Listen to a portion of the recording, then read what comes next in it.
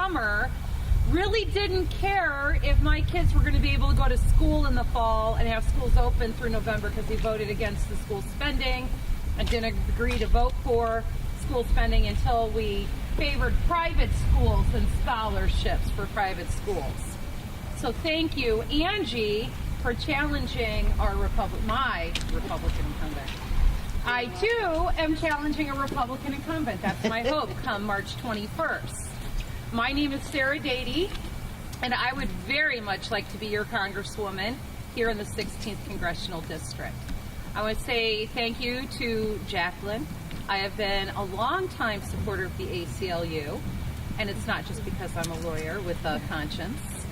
The ACLU does amazing work, has really shaped our concept of American justice.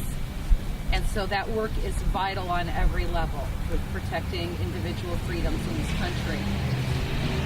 Some of you I've met before, others I have not. I have 2 kids, ages 13 and 10, and a husband who's a librarian at Rockford Public. There are points in time that make us who we are, right? Individually and collectively, certain dates. One of my personal fixed points in time is July 27th of 2004. And on that date, I was living in St. Paul, Minnesota with my husband, Alan. I was 7 months pregnant with Meredith, my oldest. And I just come home from taking the first day of the Minnesota bar exam. I completed law school, 4 years of night law school while working full time.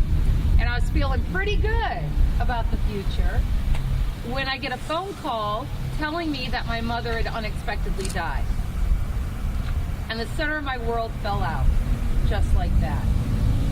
Now, sometime before she died, my mom told me her doctor said she needed to go get an MRI because we have a family history of aneurysms. So my mom called a hospital in Rockford and asked how much it would cost. They told her they didn't know, but it would be in the thousands of dollars because she was uninsured. So she never got it done. And my mother was an educated woman. She was a school teacher before she married and had 4 kids. And after she got divorced and raised 4 kids, she went back to teaching part-time.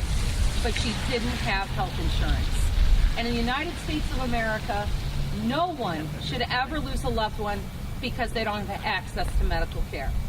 And that's basic, right? Right. That's right. And it was because of my mother's death, I felt called to move back home to Rockford, Illinois. I knew that my mom would never have a direct influence on my children, so I wanted her to have an indirect influence. I wanted them to go to the same public schools that I went to and be in the same 4-H club I was in, and they are. It was my mother and 4-H that taught me what it means to be a good citizen. And part of being a good citizen is being able to appreciate the cultures of others and still have pride in your own. That those are not two mutually exclusive ideas. Immigration law was a natural fit for me.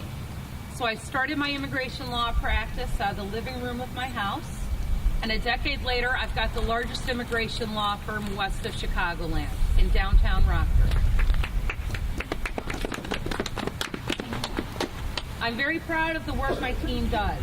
We have 12 employees, and we get to welcome people to the country that I love best, the United States. And that's what the American dream is. The American dream is being able to do a job that you take pride in and being able to support your family. This is also why I'm a Democrat, because Democrats represent working people, working families. Now, over the last 30 years, we've seen middle-class wages stagnate. We've seen an economy where it takes 2 incomes to support a family. And when you have both parents working, there is less time for community engagement.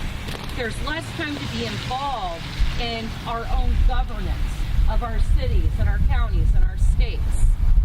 This is a spiraling effect on our democracy.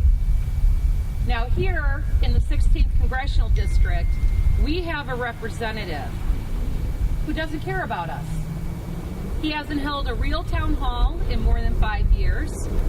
He actively turns away from constituent concerns and questions.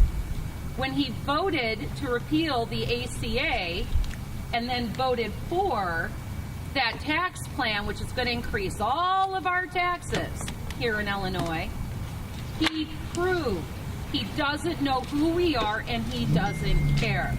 We deserve a representative who works for us because they're one of us.